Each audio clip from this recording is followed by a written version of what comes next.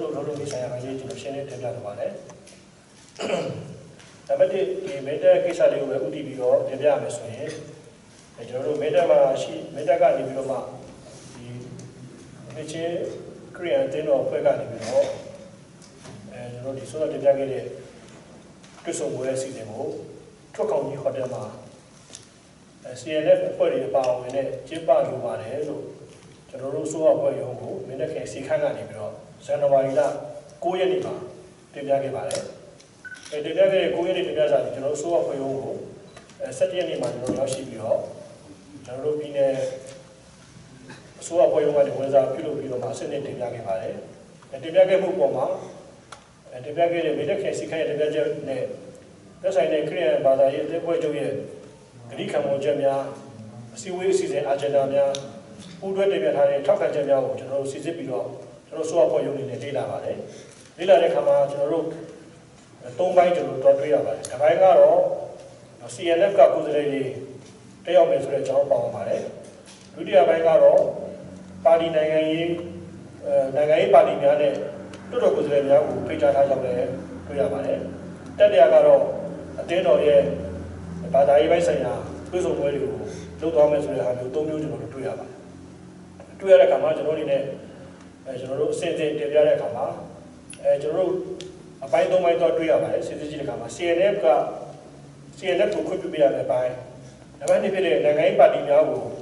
ခွင့်ပြုပေးရမယ့်ပိုင်းနဲ့နံပါတ်3ကတော့ဘာသာရေးပိုင်းဆိုင်ရာတက်တက်ကျင်းပမှုကိုခွင့်ပြုပေးရမယ့်ပိုင်းဆိုပြီးတော့၃ပိုင်းတွေ့ရပါတယ်၃ပိုင်းမှာကျွန်တော်၃ပိုင်းရဲ့လုံထုံးလုံနည်းလေးကိုတစ်ဆက်နဲ့ကျွန်တော်ရှင်းလင်းတင်ပြပါမယ်ဥပမာ CNF တက်ရောက်မယ်ဆိုလို့ရှိရင်တော့ဆိုတော့ကျွန်တော်ဝန်ကြီးကြီးနဲ့ညီမေးရှိခဲ့သလို CNF တွေအခမ်းအနားတက်ရောက်ခွင့်ဒီကျွန်တော်တို့ပြည်နယ်ဆိုအဖွဲ့ရဲ့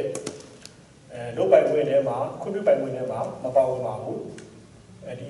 CNF အပါအဝင်ကျွန်တော်တို့ EAO များအားလုံးနဲ့ပတ်သက်လို့ဒီ NRPC ကပဲကျွန်တော်တို့စီစဉ်ဆောင်ရွက်ခွင့်ပြုပေးရတာဖြစ်ပါတယ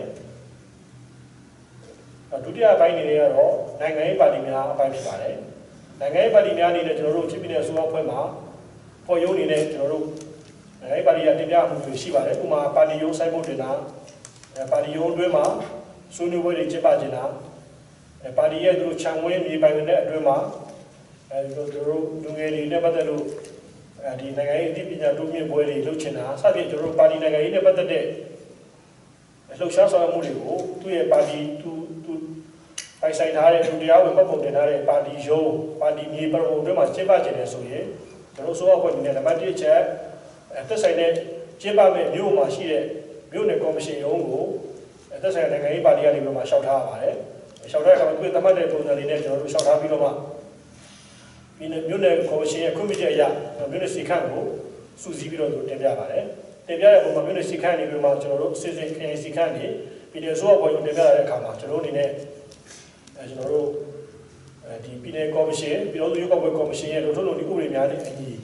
ကျင်းပဆောင်ရွက်ကျွန်တော်တို့ပြုပေးပါတယ်ဒါတော့နိုင်ငံရေးပါတီနဲ့ပတ်သက်တဲ့အပိုင်းမှာအဲဒီလိုတင်ပြတဲ့အခါမှာသူ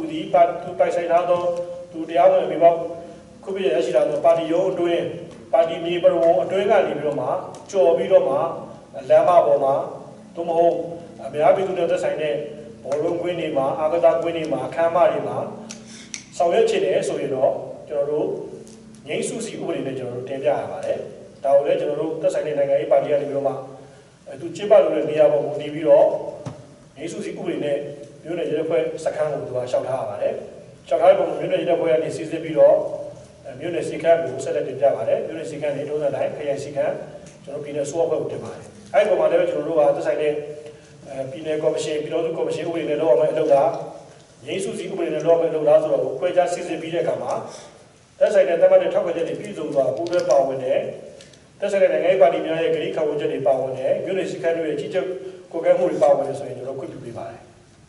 ်ဒါတော့ပါတီနိုင်ငံရေးနဲ့ပတ်သက်တဲ့အပိုင်းနောက်ဆုံးပိုင်းကတော့ဘာသာရေးကျင့်ပတဲ့အပိုင်းဒါကတော့ကျွန်တော်တို့ဗုဒ္ဓဘာသာဖြစ်စေခရစ်ယာန်ဘာသာဖြစ်စေမိမိတို့ရဲ့ထိုတဲ့ဆန္ဒအရဆောင်ရွက်မဲ့ဥပမာကျွန်တော်ဗုဒ္ဓဘာသာဆိုရင်လည်းကျွန်တော်တို့ဥပမာပါဠိပထမပြန်ဆောင်ပွဲတွေကျင့်ပခြင်းတာစာပေသံဃာတွေကိုဆောင်မစစ်ချင်တာအပွဲစိတ်တော်တွေဆက်ကတ်ချင်တာစသဖြင့်ဘယ်လိုခါတိုင်းလို့ကျင့်ပလာလို့ရှိရင်လည်းပဲကျွန်တော်တို့ပြည်내သာသနာရေးရဲ့ထောက်ခံချက်ကိုအဓိကကြည့်ပြီးတော့သက်ဆိုင်တဲ့ခရိုင်မြို့နယ်စီကတ်တွေရဲ့ထောက်ခံချက်တွေကိုမူတည်ပြီးကျွန်တော်ပြည်내ဆိုအဖွဲ့ကခွင့်ပြုပါတယ် အဲ့လိုပဲခရစ်ယာန်ဘာသာနဲ့ပတ်သက်ပြီးတော့လည်းဒီအသင်းတော်နဲ့ပတ်သက်လို့ညီလာခံတွေလုပ်ချင်တာကျွန်တော်တို့ဒီဥပုပ်တရားပွဲတွေကိုကျင်းပချင်တာနောက်ကတရားဟောတိခါရဆရာတော်တွေဖိတ်ကြားပြီးတော့တရားသမားသဘင်တွေကိုကျင်းပချင်တာမျိုးလုပ်ခင်လည်းပဲစောစောကကျွန်တော်တင်ပြတဲ့အတိုင်းပြည်내သာသနာရေးမှုရဲ့ထောက်ခံချက်အပါအဝင်သက်ဆိုင်တဲ့မြို့နယ်ခရိုင်စီကံများရဲ့ပူးတွဲထောက်ခံချက်များကိုစီစစ်ပြီးကျွန်တော်ပြည်내ဆိုတော့အဖွဲ့အားခွင့်ပြုပေးပါတယ်ဒီ၃ပိုင်းကိုပြန်ရှင်းပြရရင်ဘာသာရေးတက်ကျင်းပမယ့်ပွဲအတွက်ပြည်내သာသနာနဲ့သက်ဆိုင်တဲ့ခရိုင်မြို့နယ်စီကံထောက်ခံချက်တွေပြည်စုံသွားပါရင်ကျွန်တော်ဆိုတော့အဖွဲ့အနေနဲ့ခွင့်မပြုပေးခဲ့တာမျိုးမရှိပါဘူးဒုတိယစစ်ထပ်တက်မယ်ဆိုရင်ပါတီနိုင်ငံရေးနဲ့နိုင်ငံရေးပါတီများရဲ့ပါတီရုံးဖွင့်နေတာဆွေးနွေးပွဲတွေလုပ်ချင်တဲ့ပတ်သက်ပြီးတော့လည်းပဲသက်ဆိုင်တဲ့ပြည်တော်စုရွေးကောက်ပွဲကော်မရှင်ဥပဒေပြည်내ရွေးကောက်ပွဲကော်မရှင်ဥပဒေနဲ့ရင်းစုစီဥပဒေများနဲ့အညီတင်ပြလျှောက်ထားလာရင်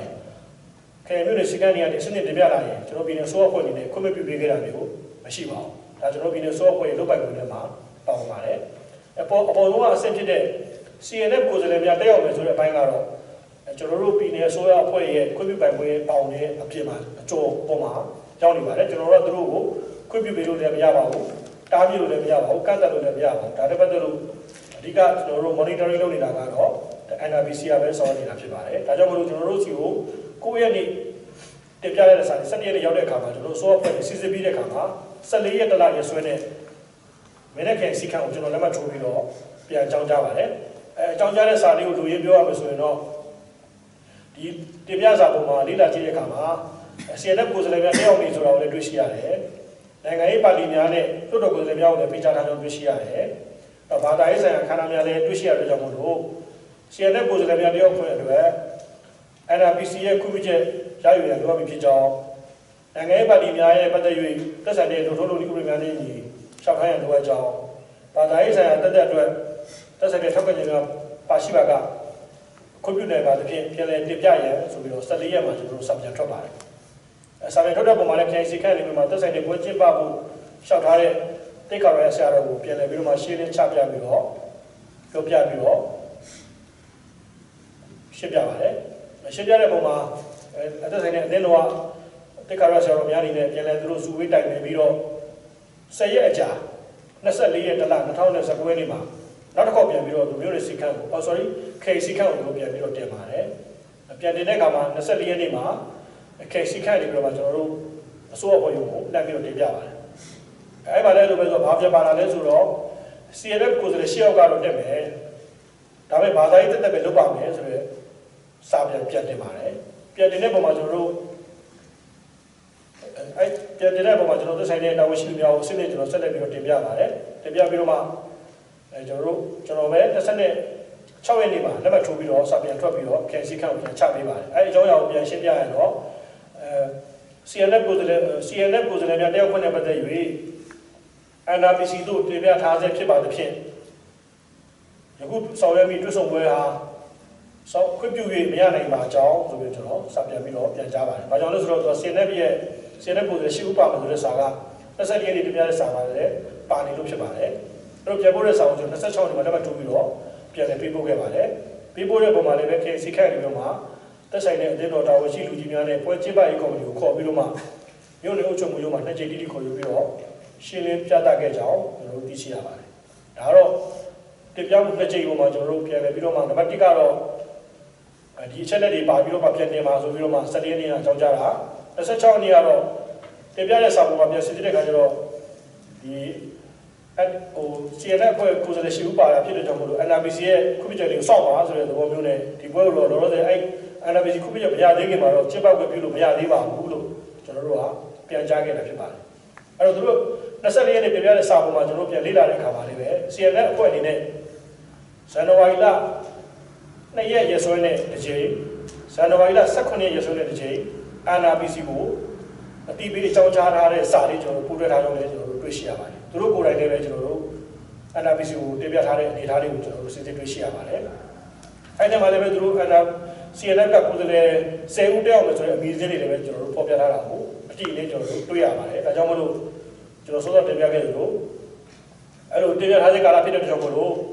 NRPC ရဲ့ခွင့်ပြုချက်မရသေးတဲ့ကာလအတွင်းကျွန်တော်အနေနဲ့ဒီတွေ့ဆုံပွဲကိုတော့ကျင်းပဆောင်ခွင့်ပြုပေးဖို့မရနိုင်ပါဘူးလို့ကျွန်တော်ပဲလက်မှတ်ထိုးပြီးတော့ပေးပို့ခဲ့ပါတယ်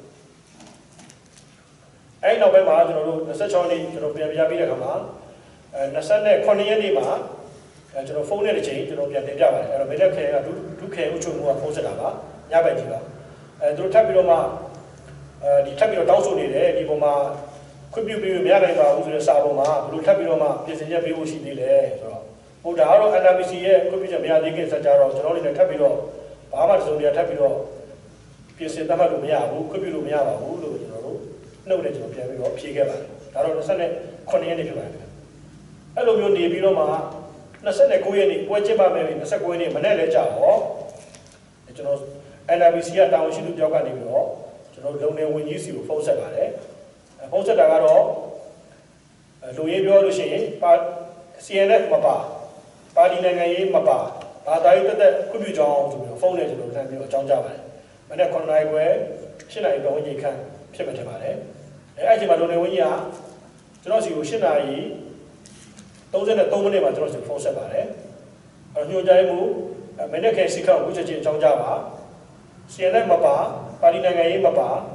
ဘာသာရေးတက်ခွင့်ပြုလို့ဆိုတဲ့အကြောင်းကိုလှမ်းပြောလိုက်ပါဆိုကျွန်တော်စီဖုန်းဆက်ပါဖုန်းဆက်တဲ့အခါမှာကျွန်တော်ပြည်နယ်ဆိုတော့ချင်းပြည်နယ်ဆိုတော့ဝင်ကျုပ်စီလည်းကျွန်တော်လှမ်းပြီးတော့တင်ပြပါတယ်လုံနေဝင်ကြီးစီကိုတော့ NRPC နဲ့အဲ့လိုမျိုးအကြောင်းကြားလာပါပြီအဲ့တော့ကျွန်တော်မင်းနဲ့ခင်ကိုကျွန်တော်အခုလိုမျိုးထပ်ပြီးတော့အကြောင်းကြားလိုက်ပါမယ်ဆိုပြီးကျွန်တော်သတင်းပို့ပါတယ်ပို့တဲ့အခါမှာဝင်ကျုပ်ကြီးကကျွန်တော်ကိုတစ်ချက်လမ်းညွှန်မှာကြားပါတယ်တစ်ကတော့ဟုတ်ပြီညွှန်မှုအကြောင်းကြားလိုက်ပါလုံနေဝင်ကြီးအနေနဲ့လည်းကျွန်တော်စီကိုသတင်းပို့ပြီးပါပြီအဲ့တော့နံပါတ်1ချက်ကတော့ခွင့်ပြုတဲ့ဆိုတဲ့အကြောင်းကို DC ကိုချက်ချင်းကိုဖုန်းနဲ့အကြောင်းကြားပါပြီးလို့ရှိရင်အဲ့ချိန်ဒီမနေ့8နာရီ33မိနစ်ကြောင့်မလို့ကျွန်တော်ရုံးကိုမရောက်သေးပါဘူးဒါကြောင့်မလို့ညွှန်မှုရောလို့ရှိရင်လည်းရုံးကလည်းစာနဲ့တရားကိုထပ်ပြီးတော့မှခွင့်ပြုတယ်ဆိုတဲ့အကြောင်းကြောင်းကြားပေးလိုက်ပါပြီးတော့နံပါတ်3ချက်အနေနဲ့ကျွန်တော်စာကိုစောင့်မနေပဲမိနစ်ခန့်စီကတ်နေတဲ့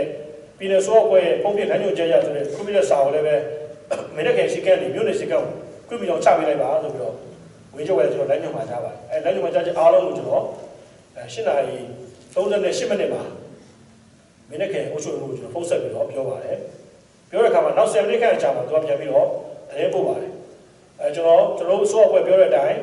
းနံပါတ်1ကျွန်တော်ခွင့်ပြုတယ်ဆိုတဲ့အကြောင်းကိုသက်ဆိုင်ရာပွဲချစ်ပါရေးတောင်းကိုဖုန်းဆက်ပြီးတော့အကြောင်းကြားပြီးဖြစ်တယ်ဆိုတဲ့အကြောင်းပြီးတော့စာနဲ့လည်းပဲသူခွင့်ပြုကြောင်းကိုမြို့နယ်စီကံကိုလက်မှတ်ထိုးပြီးတော့အကြောင်းကြားပေးလိုက်ပြီဆိုတဲ့အကြောင်းပြန်တင်ပြပါတယ်တစ်ဆက်တည်းမှာသူကဘာထပ်တင်ပြလဲဆိုတော့၎င်းအဖွဲ့များဒီတဲ့26ရက်နေ့ခွင့်ပြုကြောင်းစာရပြီးကလေးကပြန်သွားကြပြီဖြစ်တဲ့ကြောင့်မလို့ကျွန်တော်တို့အခုခွင့်ပြုလိုက်တယ်လို့ပြောပေမဲ့လည်းပွဲကျင်းပဖို့အစီအစဉ်မရှိတော့ပါဘူးလို့သိရပါတယ်လို့ကျွန်တော်စီကိုပြန်ပြီးတော့ပြောပါတယ်ပြောတာလည်းကျွန်တော်သိချင်းပါပဲကျွန်တော်သက်ဆိုင်တဲ့လုံနေဝင်ကြီးနဲ့တောင်းဆိုရတာကိုဝင်ချုပ်ကြီးခင်ဗျာလုံနေဝင်ကြီးခင်ဗျာကျွန်တော်တို့ခွင့်ပြုလိုက်ပေမဲ့ဒီတင်းတော်အဖွဲ့တွေကတော့ကျွန်တော်တို့26နှစ်ခွင့်ပြုကြောင်းစာရခဲ့ရပြန်သွားကြပြီလို့သိရပါတယ်လို့ကျွန်တော်ပြန်တင်ပြခဲ့ပါတယ်အဲ့တော့ကျွန်တော်တို့ကလည်းမလုပ်ဖြစ်တော့ဘူးလို့ပဲကျွန်တော်တို့မလုပ်ဖြစ်လို့ပြန်သွားကြပြီလို့ပဲကျွန်တော်တို့သိထားခဲ့တဲ့အနေအထားဖြစ်ပါတယ်အဲ့ဒီအချိန်မှာနေ့လယ်29ရက်နေ့လယ်12နာရီလောက်မှာမိနစ်ခဲအုပ်ချုပ်ဖို့ပုံပြန်ဆက်ပါတယ်ညွှန်မှုပြန်သွားကြပြီလို့ပြောပြီးမဲ့အခုကျွန်တော်သတင်းကြားတာကတော့အဲ့အတင်းတော်မှာစုပြီးတော့မှသတင်းစာရှင်းလင်းပွဲလုပ်မယ်ဆိုတဲ့သတင်းမျိုးကျွန်တော်ကြားနေရတယ်အဲ့ပွဲကိုလည်းပဲ CNF ကိုယ်စားလှယ်တွေနဲ့နိုင်ငံရေးပါတီချို့တက်မယ်လို့လည်းကျွန်တော်သတင်းတွေရနေတယ်ဆိုတော့ report ကျွန်တော်စီကိုပြန်ရောက်လာပါတယ်နေ့လယ်12နာရီကျွန်တော်ဖြစ်ပါတယ်အဲ့ဒါချက်ချင်းပဲကျွန်တော်အဲ့ချိန်မှာအိမ်ပြန်ရောက်သွားပါပြီထမင်းစားဖို့ပြန်သွားရတာဖြစ်တယ်လို့ကျွန်တော်ဖုန်းနဲ့လုံလုံဝင်ကြီးကိုလှမ်းတင်ပြပါတယ်ဝင်ကြီးဒီလို DC ကပြန်တင်ပြလာပါတယ်လို့ပြောချင်ပါလုံလုံဝင်ကြီးကနေတော့ဒါဆိုရင်တော့ကျွန်တော်တို့တွေ့ဆုံမှုနဲ့ပတ်သက်ပြီးတော့လည်းခွင့်ပြုကြောင်းကိုကအကြောင်းကြားထားတယ်ခုခွင့်ပြုဖို့ကြောင်းကြားတဲ့ခါကျတော့မရှိတော့ဘူးလို့ပြောတယ်အခုကျွန်တော်တို့သတင်းစာရှင်းလင်းပွဲလုပ်မယ်ဆိုတာဒီ CNF ကိုယ်စားလှယ်တွေပါဝင်နေတယ်နိုင်ငံရေးပါတီတွေပါတယ်ဆိုလို့ရှိရင်တော့ကျွန်တော်တို့ရဲ့အနေနဲ့ကျွန်တော်တို့သူတို့အတိအပေးအကြောင်းကြားဖို့လိုအပ်ပါတယ်ဆိုပြီးတော့လည်းပြောပါတယ်ဒါကြောင့်မို့ကျွန်တော်ဒီနေ့ခရိုင်အုပ်ချုပ်မှုအခုချက်ချင်းကျွန်တော်တို့အဲ့အသင်းတော်သွားပါသက်ဆိုင်တဲ့မြို့နယ်ရဲတပ်ဖွဲ့မြို့နယ်ထွေအုပ်မြို့နယ်ဥပဒေရရှိများကိုစေလွှတ်ပြီးတော့မှအသင်းတော်ကလူကြီးများကိုဒေတာသွားပြီးတော့ရှင်းပြပါဒီဥစ္စာဒီကျွန်တော်တို့ခွင့်ပြုချက်မရဘဲနဲ့လို့မရဘူးဆိုတဲ့အကြောင်းကိုတော့ပြောပါလို့ပြောတဲ့အခါမှာမြို့နယ်မင်းတပ်ခရိုင်မင်းတပ်မြို့နယ်ကထွေအုပ်နဲ့ရဲနဲ့ကျွန်တော်ဥပဒေရရှိတဲ့သွားပြီးတော့မှအသင်းတော်ဆရာတော်ကြီးကိုသွားပြီးတော့ရှောက်ထားပါတယ်ဒီဥစ္စာဒီလိုမျိုးလုပ်လို့မရပါဘူးဒီလိုမျိုးလုပ်ခဲ့လို့ရှိရင်လည်းပဲအရှင်တဲ့ကိုယ်စားလှယ်များတယောက်ခွင့်မရှိပါဘူးပါတီနိုင်ငံရေးပါတီများလည်းစောခွင့်မရှိပါဘူးဒါဒီခွင့်ပြုချက်မရဘဲနဲ့စောတဲ့သဘောမျိုးကြားရောက်ပါတယ်လို့သွားပြီးတော့ရှင်းလင်းတင်ပြပါတယ်အဲလိုရှင်းလင်းတင်ပြပြီးမယ်သူတို့အနေနဲ့ဒီလေတနာရီဝဲလောက်မှာ အဲ့အစီအစဉ်ကိုပြီးအောင်ဆောင်လိုက်တယ်လို့ကျွန်တော်တို့ဒေသရှင်တွေကိုပြီးအောင်ဆောင်သွားတယ်လို့ကျွန်တော်တို့သိရပါတယ်အဲ့ဒီရတဲ့ပုံမှာကျွန်တော်တို့မိတဲ့ခင်ရနေပြီးတော့မှဖြစ်စဉ်အကြောင်းအရာချင်းချုပ်ကိုရေးသားပြီးတော့ကျွန်တော်ညဘက်မှာကျွန်တော်စီကိုပြန်6နိုင်လောက်မှပြန်တင်ပြလာတဲ့အပေါ်မှာကျွန်တော်အနေနဲ့လည်းပြည်အောင်စုစိုးအဖွဲ့ရုံးနဲ့အဲ့ NRPC ကိုပြန်လည်ပြီးတော့မှတင်ပြခဲ့ပါတယ်ဆောင်ရွက်မှုအခြေအနေပေါ့နော်ဒီမှာကျွန်တော်တို့တင်ပြနေတာကတော့လက်ရှိ online ပေါ်မှာဖြစ်ပေါ်နေတဲ့သတင်းများအရာဒီပြည်နယ်အစိုးရအဖွဲ့ဒီအချင်းခရီးအသင်းတော်ရဲ့ဘာသာရေးတက်ဆောင်းမဲ့ပွဲကိုကျင်းပခွင့်မပြုဘူးပြုတဲ့အခါမှာလည်းကတ်ပြီးတော့မှပြောတဲ့အတွက်ကြောင့်မို့လို့ဆရာတော်များအနေနဲ့ကတိကောက်ဖြစ်ပြီးတော့မှပြန်လှည့်လာရရဲဆိုတော့ကျွန်တော်တို့ဝေဖန်မှုတွေသုံးသပ်မှုတွေအပေါ်မှာကျွန်တော်အနေနဲ့ရှင်းလင်းတင်ပြလိုတာကတော့ကျွန်တော်အနေနဲ့စောစောတင်ပြခဲ့သလိုကိုယ့်ရဲ့နေတင်ပြတဲ့အပေါ်မှာကျွန်တော်တို့ဘာတွေလိုတယ်ဆိုတဲ့အကြောင်းပြောခဲ့တယ်နောက်က24ရက်နေ့တင်ပြတဲ့မှုအပေါ်မှာလည်းပဲကျွန်တော်တို့ရှင်းတဲ့ပါနေလို့ရှိရင်တော့ NRPC အမိန့်ကိုစောင့်ပါဆိုတော့ကျွန်တော်တို့ပြောခဲ့တယ်ခွင့်မပြုဘူးဆိုတဲ့အကြောင်းကိုလည်းပဲကျွန်တော်တို့ NRPC ရဲ့ခွင့်ပြုချက်မရသေးရင်တော့ကျွန်တော်တို့လည်းခွင့်ပြုလို့မရပါဘူးဆိုတော့လည်း26ရက်မှာစာနဲ့ရောနှုတ်နဲ့ရောကျွန်တော်တို့ရှင်းလင်းပြောကြားခဲ့ပါတယ်29ရက်နေ့ချိန်ထပ်ပြီးတော့ပြောလာတဲ့အခါမှာလည်းပဲ